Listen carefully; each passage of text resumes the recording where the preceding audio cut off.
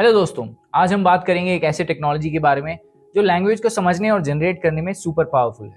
Large language model यानी कि LLMs। आपको शायद LLM के नाम से थोड़ा कंफ्यूजन हो, लेकिन आज हम समझेंगे कि ये कैसे काम करता है और कैसे ये हमारे डेली लाइफ को सिंप्लीफाई कर रहे हैं।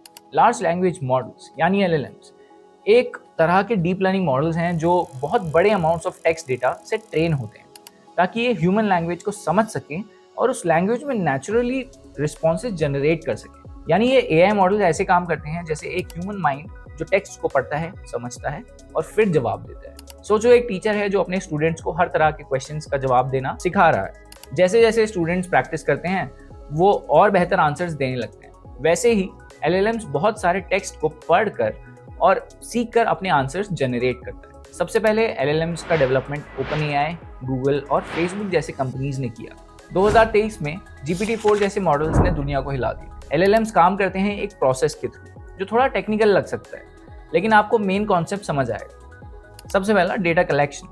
पहले LLM को massive amount of text data दिया जाता है, जैसे बुक्स, आर्टिकल्स, वेबसाइट्स और सोशल मीडिया पोस्ट्स।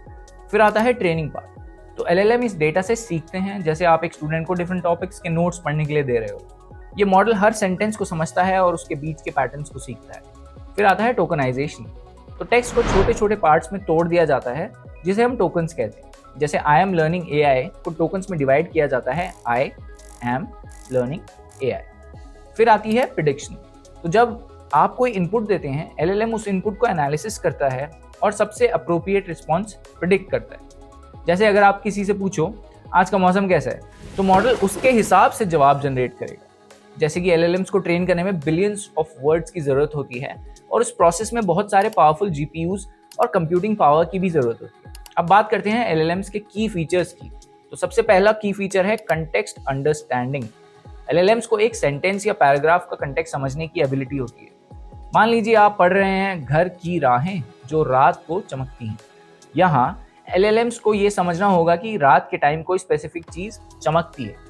फिर आता है टेक्स्ट जनरेशन। तो LLMs टेक्स्ट जनरेट कर सकते हैं जो बहुत नेचुरल और ह्यूमन लाइक लगता है।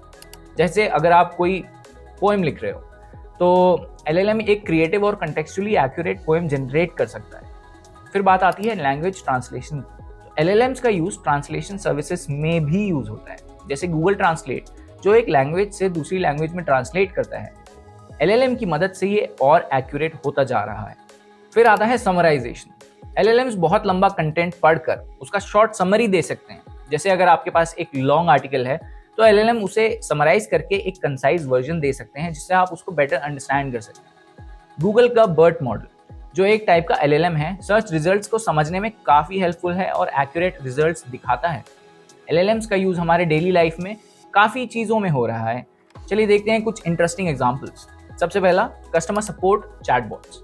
जैसे आपका फ़ोन या वेबसाइट का चैटबॉट आपके क्वेश्चंस का जवाब देता है, वो LLMs के थ्रू ही होता है। चैटबॉट्स को LLM ट्रेन करते हैं ताकि वो ह्यूमन लाइक कॉन्वर्जेशन कर सकें। फिर आते हैं राइटिंग असिस्टेंट। ग्रामरली जैसे टूल्स जो राइटिंग को इम्प्रूव करते हैं, वो भी LLMs का यूज़ करते हैं।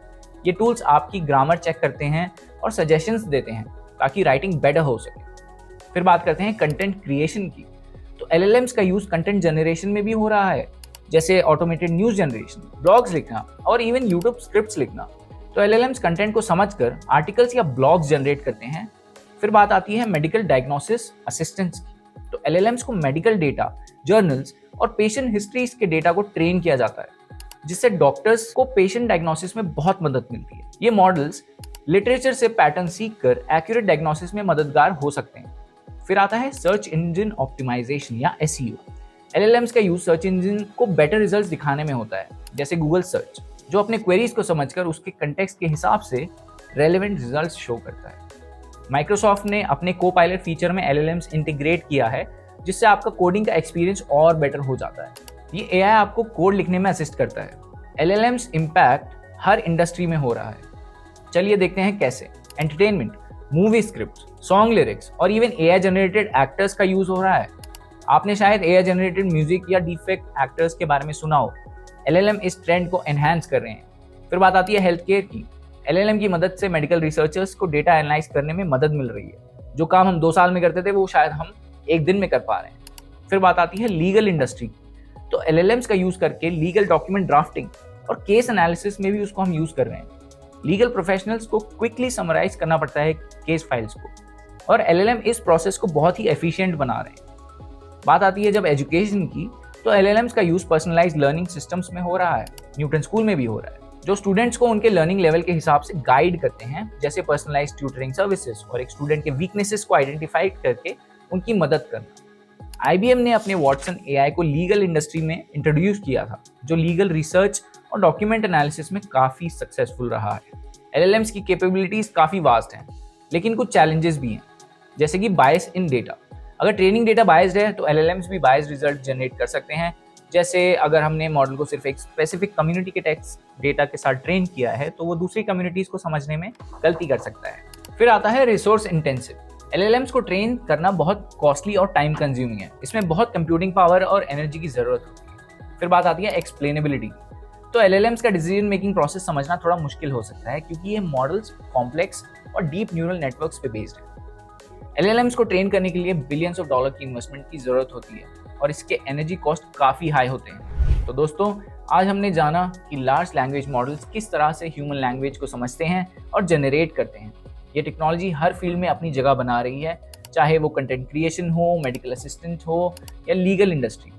LLMs का फ्यूचर काफ़ी एक्साइटिंग है, लेकिन उसके साथ चैलेंजेस भी। अगर आपको कोई क्वेश्चंस हैं या कोई टॉपिक पे डिस्कस करना है, तो you can feel free to comment in the sections and we'll reply to you. Until then, I will see you in the next video. Don't forget to subscribe to Newton School Data Science.